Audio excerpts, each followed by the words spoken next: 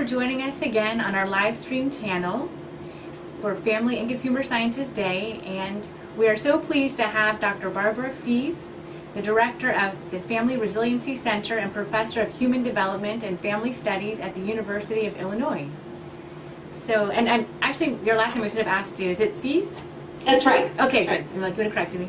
But could you please tell us a little bit about yourself and your background? Sure. I was trained as a clinical and developmental psychologist quite a long time ago. Okay. And then I have advanced training in pediatric psychology and family therapy. Great. And I know that you have, focused quite a bit on family meals, and you have, a big portion of your website is dedicated to resources around family mealtime. So could you share with us, how, like the impact of family meals on preschool children and elementary school children? Sure. We started this work really is over 20 years ago. I was actually, as a researcher, I was trying to find ways that we could capture the whole family together in an activity, because it's so difficult to get fathers to come into the lab or to do research, where you can get everybody all together. So it really started out as a way to try to understand family dynamics and family process. We were studying families who had a child with a chronic health condition. And one of the things that we started to notice, it was actually pointed out to me by one of the undergraduate students in my lab. He said, do you realize how many of these kids are overweight or obese? And I hadn't really paid a lot of attention to it. And this was well over 10 years ago, close to 15 years ago. And I hadn't, and so we started taking a look at it, because we actually had BMIs for all the kids, and we realized, wow, this is a real opportunity for us. So really systematically over the last 8 years, particularly since I've come to Illinois 6 years ago, we've started to focus much more on how do the dynamics during family meals play it as an opportunity to promote health and well-being for kids. So there is a fair amount of literature that has shown that just sharing meals 3 or more times a week reduces the odds of risk for overweight or being obese for children and adolescents, and it increases the odds that you're going to eat more healthy foods, because we know if you eat at home, you're more likely to eat healthy food than when you eat out, whether it's fast foods or even a fancy restaurant. But I think that for families with preschool age children in particular, this is like one of those magic windows that we have, because it's the time when kids are exploring foods. It's also the time in which they can shut down exploring foods and decide that they don't want to try new foods. And so it's during this gathering, this sort of communal gathering, that parents have the opportunity to model for kids, that it's okay to try foods, understanding that, the work that Leanne Birch did many years ago, that you have to try things 12, 13, 14 times, and most parents give up after 5 or 6 times.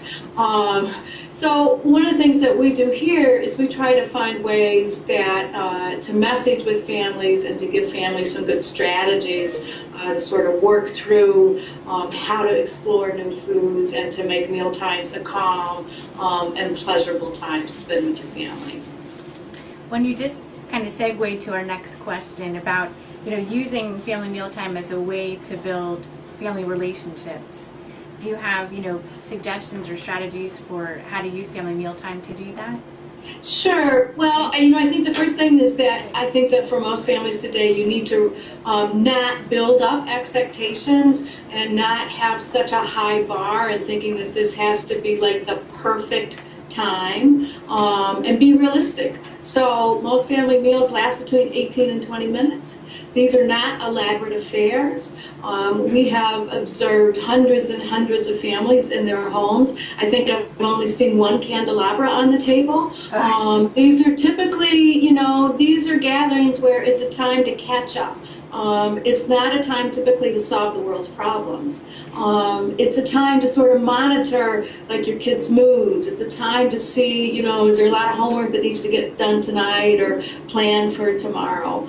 I think that sometimes what parents find, depending on the age of the kid, is that you have such high expectations that you're going to find out everything during one gathering, and that's probably not the case. So a lot of families develop sort of different things that fit with their family to make it something that you look forward to and that kids can fully participate. So families develop their own unique sort of games or conversation starters that they might play. So, if I was a vegetable, what vegetable would I be? What's your mood today? Share one thing that you did today that made you really happy. Share one thing today that made you really sad. Share one thing about a friend of yours today. So kids don't always feel like they're on the spot. Because you don't want to make it into, a routine where kids feel like they're being grilled about absolutely everything that happened, because that's when they shut down and you get all the eye rolling. You want to avoid the eye rolling for sure. Yeah, oh yeah, you get the eye rolling. And I think that for parents, what they have to know, particularly with older kids, when you get the eye rolling and you get the silence and nothing happened and I don't want to talk about it, you just got to push through and you just got to hang in there, because the kids will come back. Trust me, after you get through that period of that silent period, they still look forward to that time, particularly as they become young adults, and they'll remember it. That's good to know, so that parents too shouldn't give up on family mealtime because they're not necessarily getting a lot of information from their children, because at some point, just like with trying, the foods multiple times, you have to have that routine, and eventually things will probably come together then. Eventually they will. Now that's reassuring. That's good to know. What would you say are the biggest challenges to family mealtime, and how can families overcome these challenges?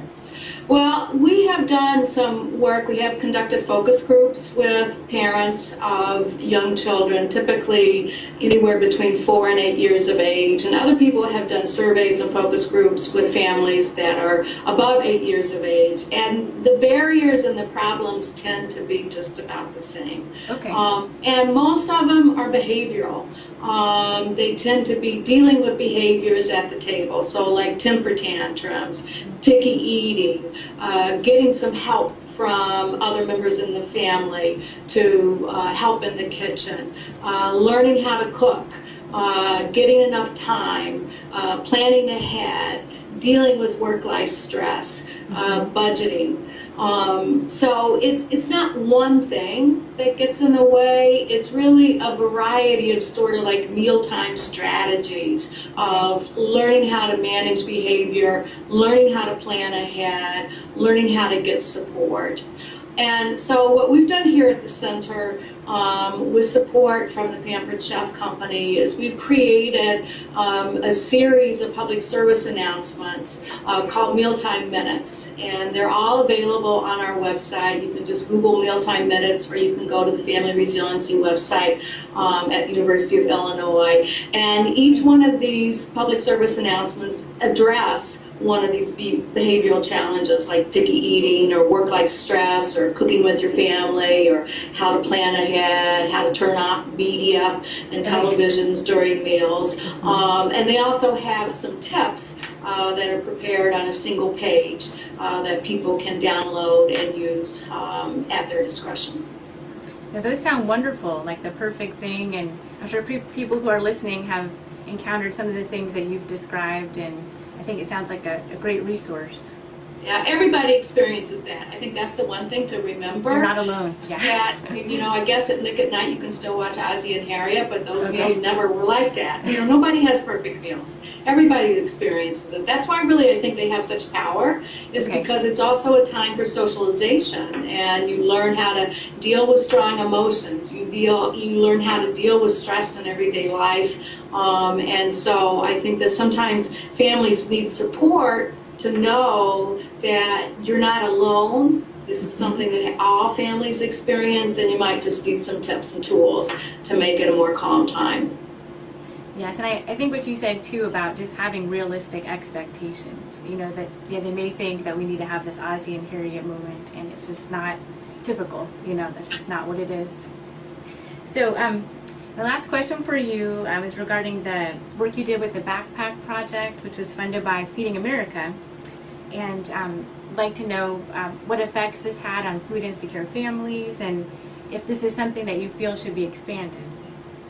Yeah, I'm really glad you asked that question. We were fortunate to be funded by Feeding America to do an evaluation of the Backpack Program, which is a weekend feeding program for kids who are likely to go hungry over the weekend. It's a national program. Our evaluation was done locally in Central Illinois. And so one of the things that we looked at several different things. We looked at whether the program had an effect on school attendance. We looked at how accurate the teachers and school personnel were in identifying kids who were likely to go hungry. And then we looked at the effect of the program on the family itself. And, you know, not surprisingly, the program has an effect on children's attendance on Fridays when the backpack is distributed, so they're more likely to come to school on Fridays. Okay. Good news for the program itself is school personnel are very accurate in terms of picking out families that are food insecure, and school personnel really know families that are in need. But I think the thing that surprised most of the people in the food banking world is that the food was being used to stretch family meals.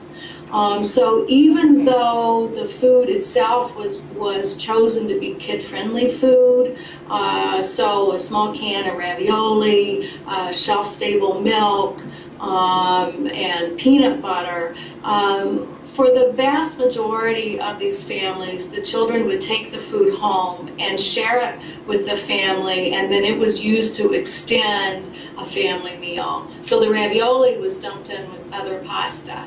The peanut butter might have been used to make a treat for the entire family. The milk would be used to extend other baked goods for the entire family. So I think it's important for us to understand when we have such a problem with food insecurity in this country, and 1 in 5 children are likely to go hungry at some point during the year.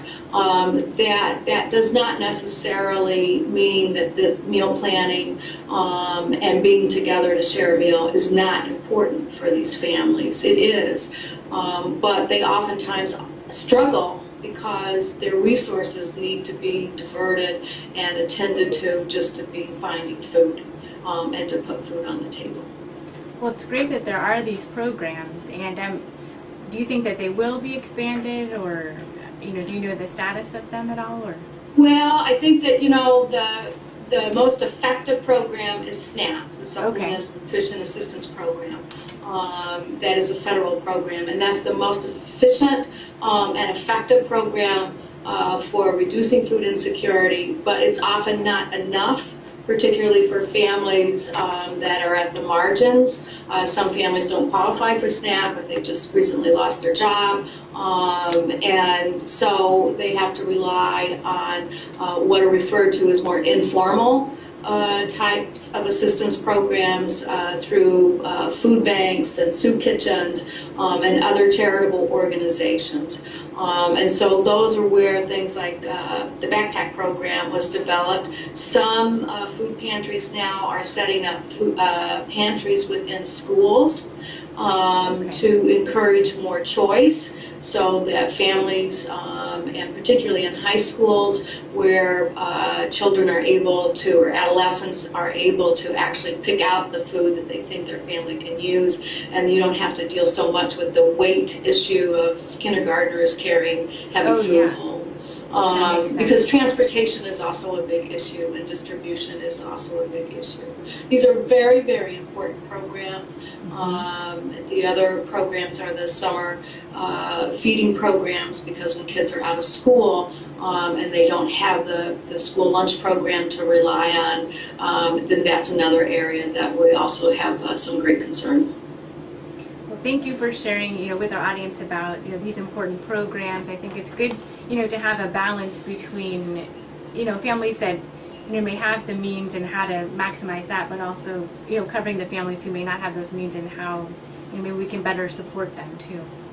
It's very important. Well, I'd love to end on a high note for our for our time today. So I'm pleased to announce, actually thrilled to announce, that we have broken 100,000 commitments. So we're currently at 112 commitments to Dining In for Family Consumer Sciences Day. Great. Congratulations. Oh, thank you. So we're going to keep, promoting. We're still working towards our 200,000, but it's, just a wonderful feeling to make it to the 100,000 mark on our first annual Family Consumer Sciences Day. Okay. Great. Well, thank you so much for your time, Sure. Barbara, and I hope you have a great meal with your family tonight. I sure will. Thank you very much. Okay, thank you. Bye-bye. Bye-bye.